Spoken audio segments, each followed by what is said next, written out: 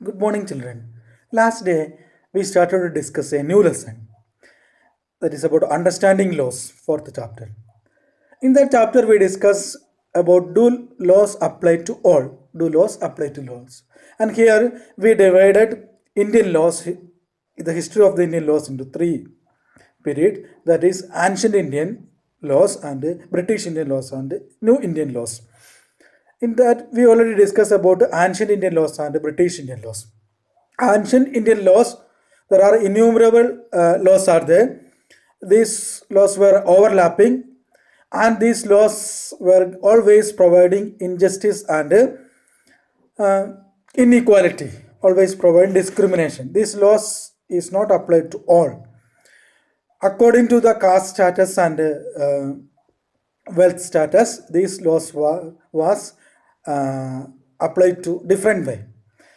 Maybe the same crimes were done by lower caste and higher caste, then higher caste is getting low punishment, less punishment, and lower caste is getting high punishment. Okay, like that, always these laws was providing injustice.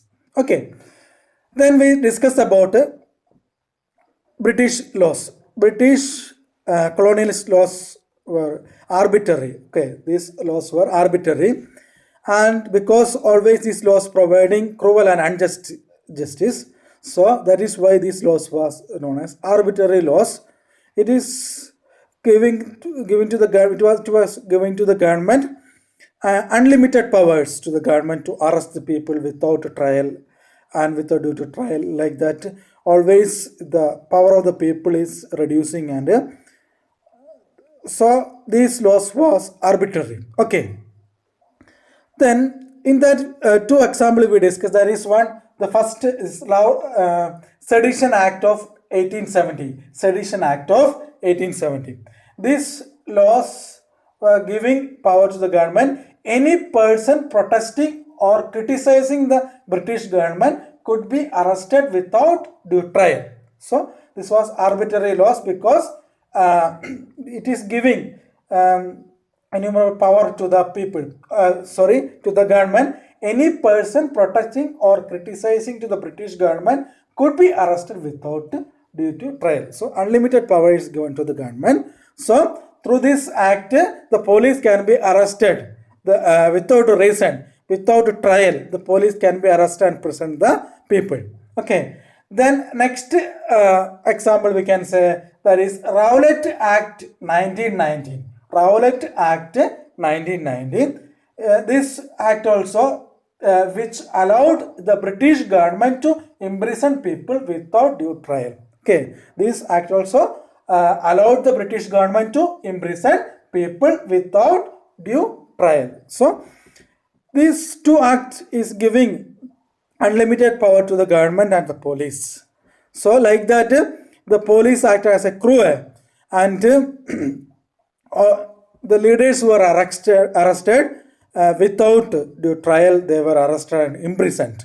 Okay, this act was passed in 1919 March 10, and people were not aware about this act, and the leaders of the Congress arrested and imprisoned. So because of that, people started to protest against the government, and in March 13th, they conducted a meeting in Jallianwala Bagh in Amritsar. Okay, in that meeting was started, and this ground was a specialty because this ground is covered with four side walls. Okay, it is covered with the walls, and only one side gate.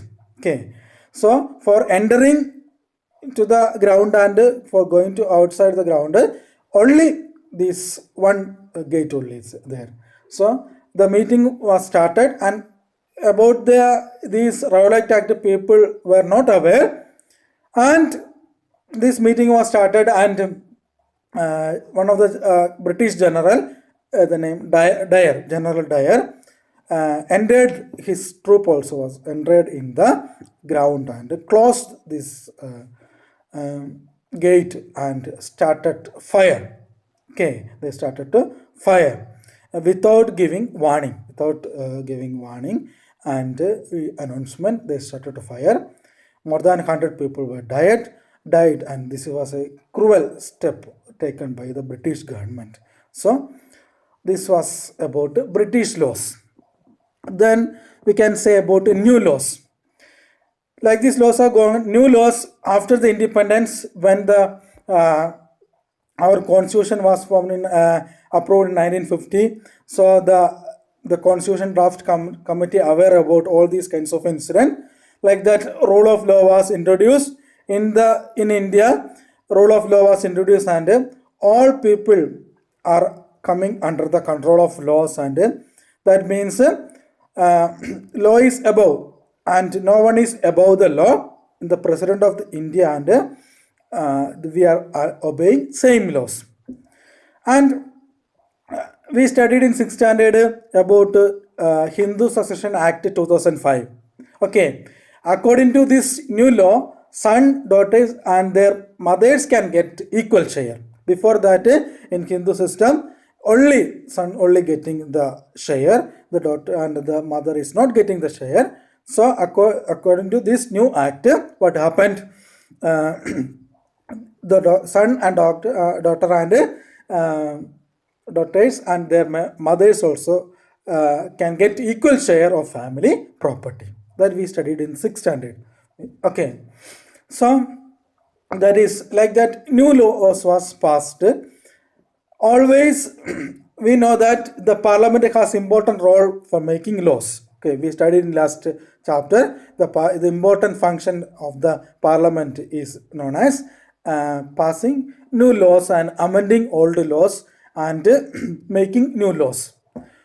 Then there are many ways through which this takes place in often different groups in society that raise the need for a particular law. So always if people is raising the needs for the laws, because always for the people the laws, so that is why the people raise their voice for getting new laws.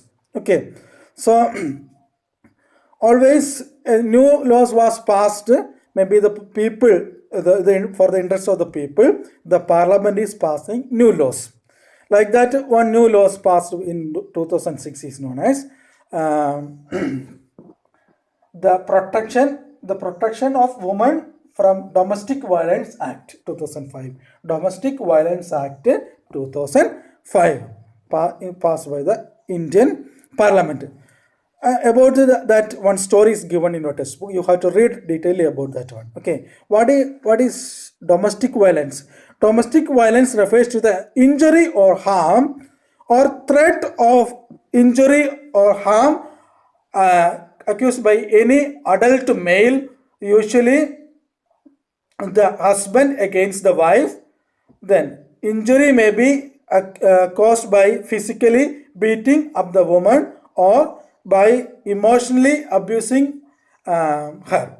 So this was known as domestic violence. So any problems happened in the home, inside the home by the husband. So maybe the husband or son to the mother or the husband to the wife. Any kinds of violence or beatings. All these things are domestic violence. Okay, domestic violence refers to the injury or harm or threat of injury or harm caused by an adult male. Okay, adult male, usually the husband against his wife. Injury may be caused by physically beating up the woman or emotionally abusing her. Okay, so this is known as it is included verbal talking and sexual and economical abuse. Okay, so economic abuse also. So this is known as domestic violence. Okay, so it was passed in 2006 and 2005 and 2002. The people started protest against it. Women started protest against this domestic violence, and they started to make rallies and protesting and meetings conducted, and the parliament they want to Okay, so that is about domestic violence. And at last 2006 law was passed, and now if any physically beating or harassment against a woman in the home or in outside it is happening means there are many laws are there, so they can be arrested. And so that is about